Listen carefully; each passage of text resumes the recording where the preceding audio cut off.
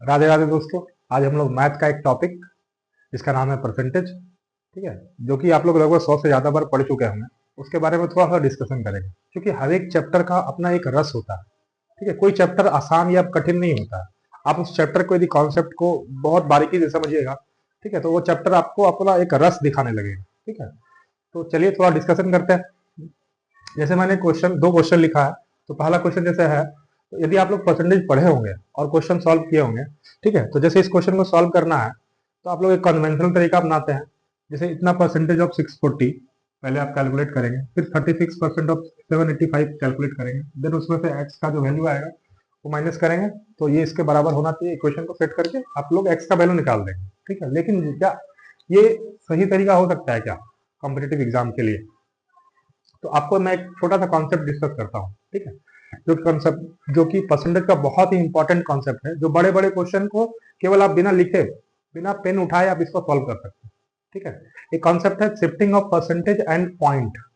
ठीक है, ध्यान से सुनिएगा, shifting of percentage and point. इस कॉन्सेप्ट का यदि आप नॉलेज है आपके पास, तो इस क्वेश्चन में पेन उठाने का जरूरत नहीं है। ठीक है, तो समझते चलिए। तो shifting of percentage and point क्या है कि हम लोगों को अपने सुविधा के अनुसार परसेंटेज को शिफ्ट करना होता है, और पॉइंट को भी अपने सुविधा के अनुसार, क्वेश्चन को इजिएस्ट बनाने के लिए। ठीक है, तो चलिए हम लोग देखते हैं कि कहाँ पे हम लोग अपना सुविधा बना सकते हैं। जैसे इस परसेंटेज को हम लोग चाहें तो यहाँ पे शिफ्ट कर सकते हैं। ठीक है, या फिर इस परसेंटेज को चाहें तो यहाँ पे शिफ्ट कर सकते हैं।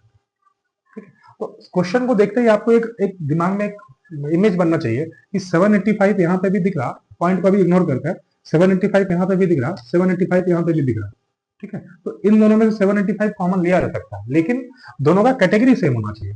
जैसे यहाँ पे 785 के साथ में परसेंटेज का साइन है, यहाँ पे नहीं है, तो क्या इसको दे दिया जा सकता है इस परसेंटेज के साइन को? तो आपको ये परसेंटेज को यहाँ से उठा के हम लोग यहाँ पे शिफ्ट कर सकते हैं। ठीक है, ये सब सारा काम दिमाग में चलेगा, आपको कुछ लिखने का जरूरत नहीं है। तो ये परसेंटेज का साइन को उठा के हम 785 के साथ देखें, तो यहाँ पे भी 785 के साथ परसेंटेज है, यहाँ पे भी 785 के साथ परसेंटेज है।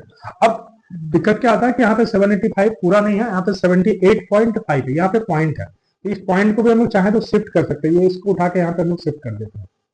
ठीक है, कैसे शिफ्ट करेंगे वो भी ध्यान रखिएगा। राइट साइड से एक अंक के बाद 10 तो यहाँ पे भी जब पॉइंट लगाएंगे तो कहीं पे भी नहीं लगा सकते आप। राइट साइड से पहला डिजिट के बाद ही पॉइंट लगेगा, पॉइंट यहाँ पे लगेगा। अब पॉइंट के बाद जीरो का कोई वैल्यू नहीं होता, तो ये केवल 64 बच गया।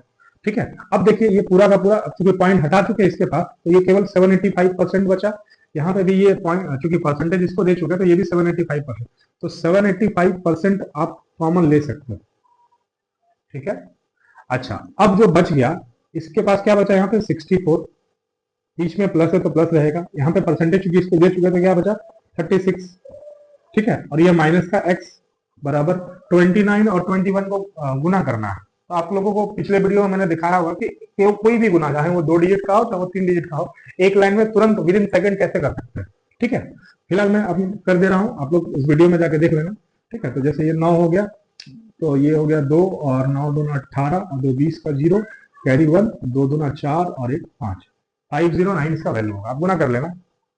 ठीक है, अच्छा, अब जैसे यहाँ पे इन दोनों को जोड़िएगा तो क्या मिलेगा, 60 और 4 प्लस 36 होता है 100, तो 785% ऑफ 100 बोल सकता है, यहाँ पे ऑफ है 785% ऑफ 100। तो 100 का 785% क्या होगा, तो 785 होता है। 100 का जितना परसेंट बोलिएगा उतना ही होता है, तो मतलब इसका पूरा वैल्यू हम लोग लिख सकते हैं 785। ठीक है, यहाँ से यहाँ तक का जो वैल्यू हो गया वो 785 हो गया।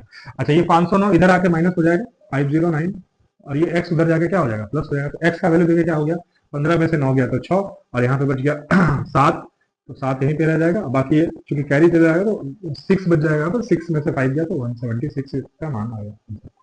ठीक है, तो ये दो स्टेप मैंने लिखा इसलिए ताकि आपको समझ में आए। बाकी ये काम तो सारा का सारा काम दिमाग में हो सकता है। जैसे ये इस क्वेश्चन को देखिए आप। ठीक है, यहाँ पे 753% है, और यहाँ पे 753 है, तो यहाँ पे परसेंटेज लगा हुआ, यहाँ पे नहीं लगा हुआ। तो आप इसको परसेंटेज को चाहो तो उठा के यहाँ पे रख दो, शिफ्ट कर दो। अब इन दोनों कॉमन आ गया।